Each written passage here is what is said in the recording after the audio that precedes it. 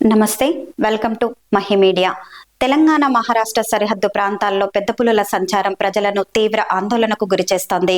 దీనికి అలర్ట్ అయిన అటవీశాఖ ఆదిలాబాద్ జిల్లాలో పలు ప్రాంతాల్లో దాదాపు 8 పెద్ద పులులు సంచరిస్తున్నట్లు అటవీశాఖ అధికారులు గుర్తించారు. మహారాష్ట్ర నుంచి తెలంగాణ సరిహద్దు ప్రాంతాల్లోకి ఈ పులులు ప్రవేశించినట్టు చెబుతున్నారు.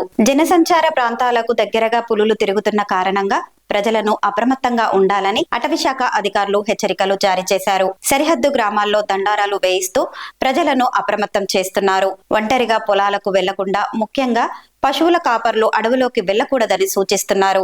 కొమరంభీం జిల్లా అమృతగూడ గ్రామంలో ఇటీవల పెద్ద పులి సంచారం కలకలం రేపింది. కొందరు యువకులు రోడ్డుపై నడుస్తున్న పులిని వీడియో తీసి సోషల్ మీడియాలో పెట్టారు. ఇది వైరల్ కావడంతో స్థానికులు మరింత అప్రమత్తంగా ఉన్నారు. పొలం పనులకు వెళ్లేవారు గుంపులుగా వెళ్లాలని, ఉదయం 10 గంటల తర్వాత వెళ్లి సాయంత్రం 3 గంటల లోపు తిరిగి రావాలని అధికారులు సూచిస్తున్నారు. పశువులను అడవులకు తీసుకువెళ్లకుండా ఉండడం మంచిదని, ఎలాంటి ప్రమాదాలకు లోను కాకుండా జాగ్రత్తలు పాటించాలని ప్రజలను అటవీశాఖ అధికారులు కోరుతున్నారు.